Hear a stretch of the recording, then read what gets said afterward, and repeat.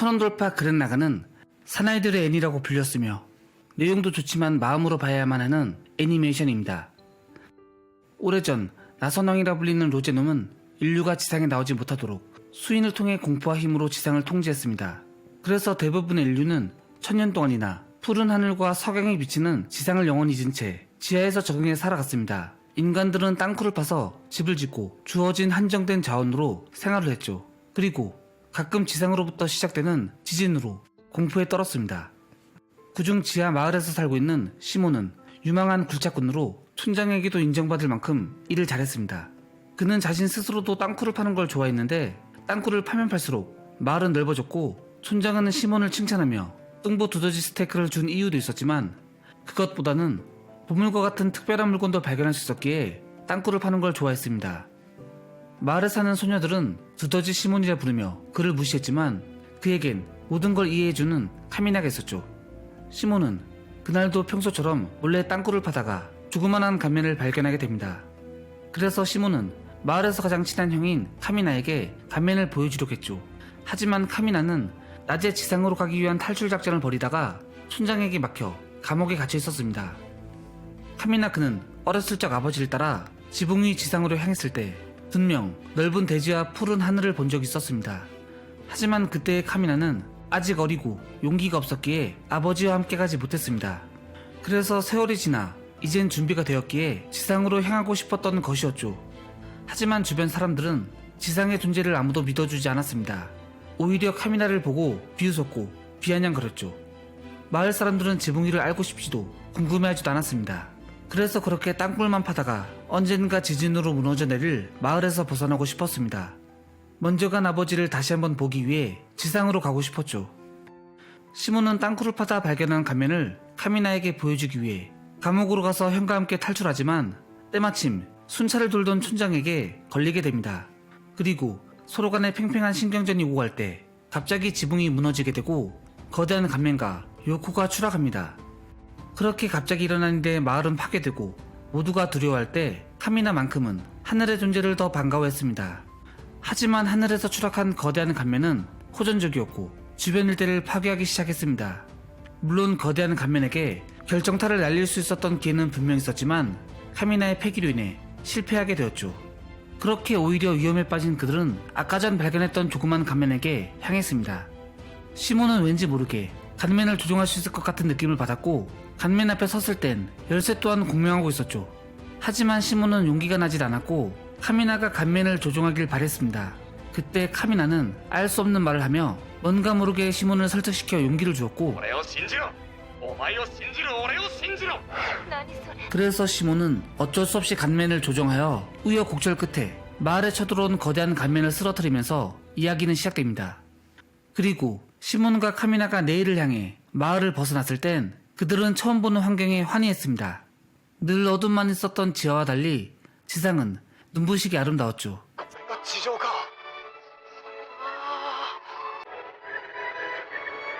하지만 그런 감동도 잠시 그들이 추락한 동시에 주변에 있던 간면들이 다가왔고 카미나와 일행들은 위험에 처해지게 됩니다. 총알은 떨어졌고 처해진 상황은 불리했습니다. 하지만 다행히 그들이 위험해질 찰나 요코의 동료들이 와서 위기를 모면할 수 있었고 해가 지자 수인들은 다음에 찾아오겠다고 엄포하고 사라졌죠. 간면들은 원래 수인이 조종하고 있던 것이었고 평범한 수인들은 밤에 충분한 수면을 취하지 않으면 수명이 단축되는 문제가 생겼습니다. 그래서 해가 지면 그들은 늘 서둘러 돌아갔습니다. 그리고 다음날 엄포를 하며 물러났던 간면들이 다시 찾아왔을 땐 카미나는 오히려 수인들의 간면을 탈취하면서 저 간면들을 파괴시켜 큰 승리를 하게 됩니다. 처음 간면을 탈취했을 땐 간면은 전혀 움직이지 않았는데 우연히 자신 앞에 있던 유해가 카미나에게 자극이 되어 기압을 낼 수 있었고 나선력이 발동하여 간면을 움직일 수 있었습니다. 그래서 카미나는 전투가 끝나고 유해를 묻어주려고 돌아왔을 때 그 해골이 자신의 아버지라는 걸 알게 되면서 큰 충격에 빠졌습니다.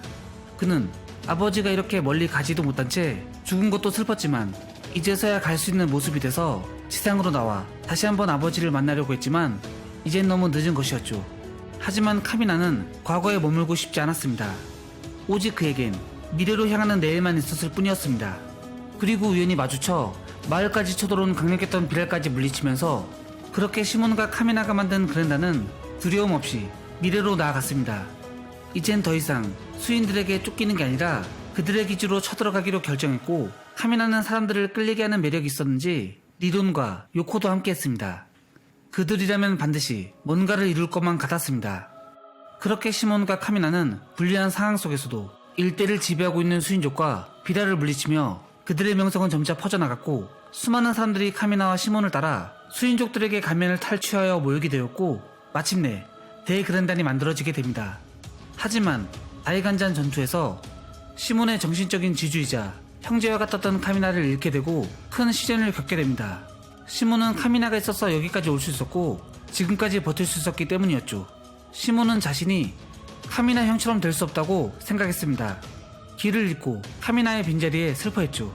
하지만 우연히 니아라는 소녀를 만나 위로받게 되고 시련 속에서 일어서서 가슴 속에 카미나를 새기며 자신만의 길을 찾아 각성을 하게 됩니다.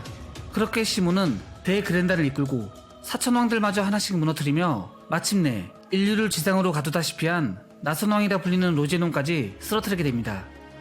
하지만 시몬은 그때까지 몰랐습니다.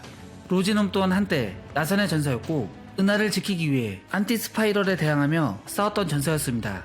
하지만 안티스파이럴의 힘은 강력했고 전쟁에서 승리한 그들은 100만 명이 넘는 인류는 숫자도 문명도 폭발적으로 진화해 결국은 자신들을 위협할 세력이 된다고 생각했기에 그 전에 멸망시키기 위한 멸망 시스템을 구축했던 것이었습니다.